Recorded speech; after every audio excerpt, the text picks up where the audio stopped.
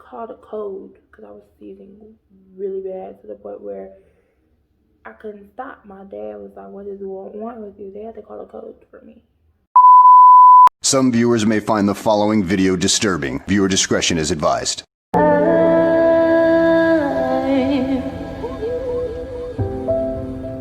This is the time.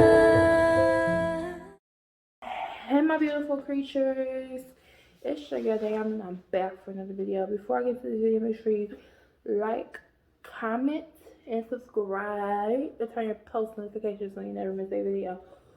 You know, we post every single day for now. Okay. So today, we will be talking about living with pseudoseizures. So I'm going to hit y'all with the definition of what pseudoseizures are. Give me a second, y'all. Or non-epileptic seizures. I'm going to give y'all the version of non-epileptic seizures. Non-epileptic seizures, NES, also known as non-epileptic events, are proxy small events that appear similar to epileptic seizures but do not involve abnormal rheumatic discharges of neurons in the brain. Symptoms may include shaking, a loss of consciousness, and loss of bladder control. So, in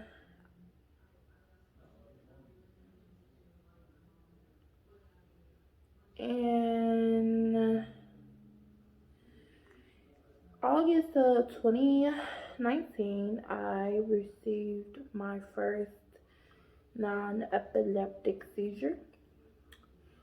I was hospitalized for my asthma, but I ended up getting these seizures.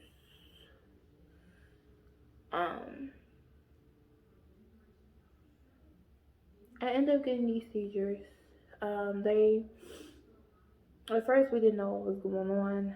I was just shaking. They assumed it was from my medicine, from my asthma, because they was pumping me with so much medicine. And that wasn't the case. They had ended up putting me in the regular, room. They kept me overnight from asthma because I had really bad asthma, and at the time it wasn't getting anything better. So I was going to keep me for my asthma for observation, make sure I was good to go home. Well, that was a Monday or a Tuesday. By the time Wednesday hit, I was seizing bad. I could not stop the controller. I was seizing to the point where they were like, "What the hell is going on?" So at first they were just saying, "Oh, nothing's wrong with you, nothing's wrong with you." And then I had one big episode where I was seizing so bad about that. I remember it like it was yesterday. Some stuff I remember, some events I remember, but some events I don't remember. Like I remember seizing. But some stuff happened. I don't remember the whole thing. But the seizures came in, and I remember they called a code because I was seizing really bad to the point where I couldn't stop. My dad was like, "What is wrong with you?" They had to call a code for me. And I'm really like, "What's going on? I've never had seizures before." They're like, "If you remember stuff, you could walk and having seizures. I have seizures." Blah, blah, blah. I'm like, "Okay, sis. Listen, I understand you have seizures, okay?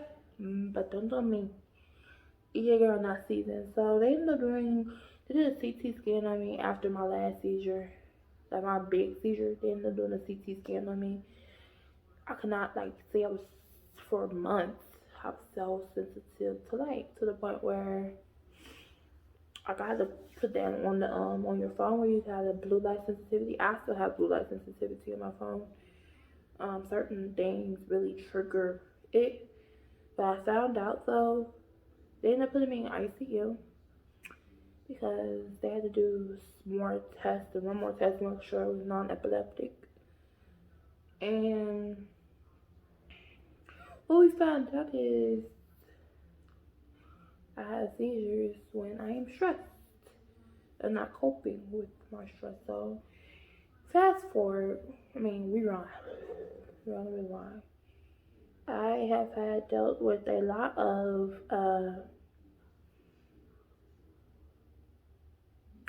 mental health, but in my mind, I feel like I was putting a burden on a lot of people. So I would keep things in eventually for like 2-3 years. I kept everything in. I did not let it out. Mind you, I had lost my grandfather, turned around and lost my cousin, turned around then, not 6 months later, losing my aunt.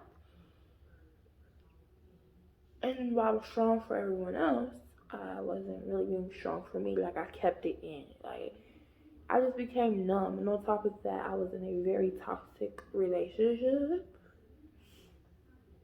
On top of that, I was in a very toxic relationship. And on top of that, I was in school full time. I was a full-time college student. And on top of that, I was becoming very sick.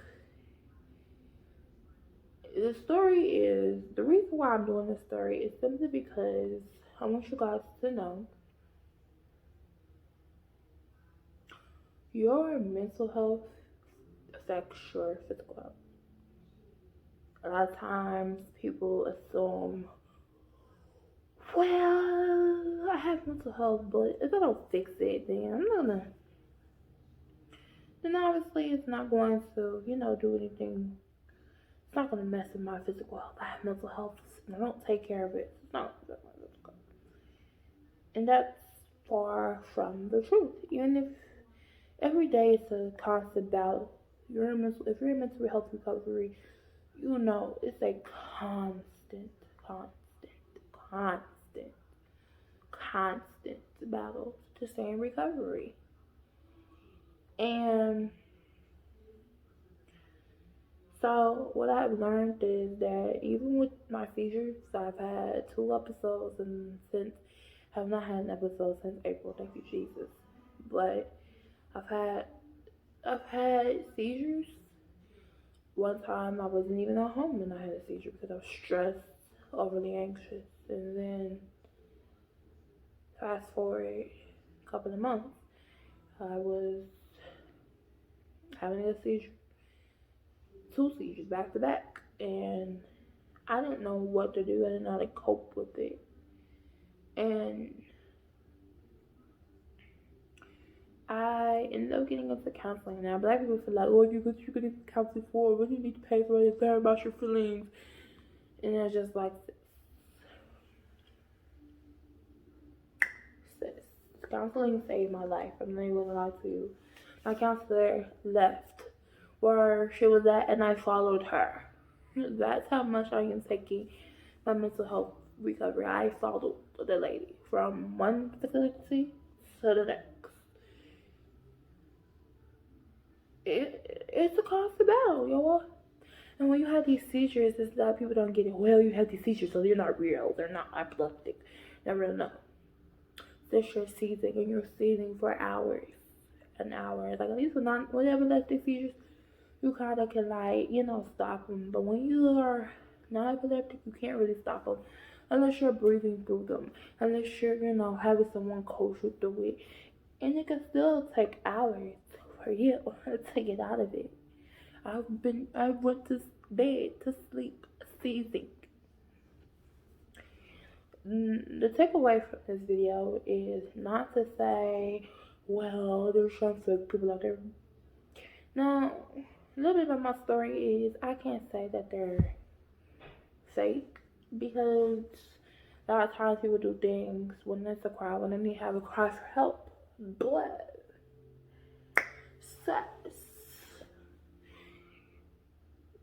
you gotta listen to them. You have to listen to them. Like, as a family member, if they're crying for help, get them the help that they need, That's all I'm gonna say as far as this video. I do plan on dabbling into a little bit more of my story as God leads me into what I need to share and what I don't need to share for now. I am letting God take over this platform. I'm letting God move me into the right videos that are needed. My story can help someone. Praying and seeking God to say, this is what you need to say right now, this is what you don't need to say right now. Wait a little bit longer until, I like to have a mixture of videos on my platform. I don't just like one topic, fix all. No, you see me cook. You see me do laughing videos. You see me do challenges. You see me do all types of things on my videos. You see me talk about mental health. You see me talk about physical health. You see me talk about so much on my platform because I feel like my journey can help someone. My journey can help a little kid. One of my mottos for success and for my life is be the you that you needed when you were younger. I didn't have me. Like, I didn't have someone that went through what I went through because a lot of people didn't get it. So, yeah. If you guys enjoyed this video, make sure you like, comment, and subscribe until you post notifications, and share. Tell a friend. Save somebody's life, and be the you that you needed when you were younger. If you feel like this story can help somebody, then maybe help them. Hope you guys enjoyed this video, and I'll talk to you guys later. Mwah. As I've told you time and time again, you have the ability to accomplish anything that you desire. You're special, sweetie, and God wants to do great things through you. What you believe becomes what they see. See your reflection in the mirror, may it always be a pretty girl.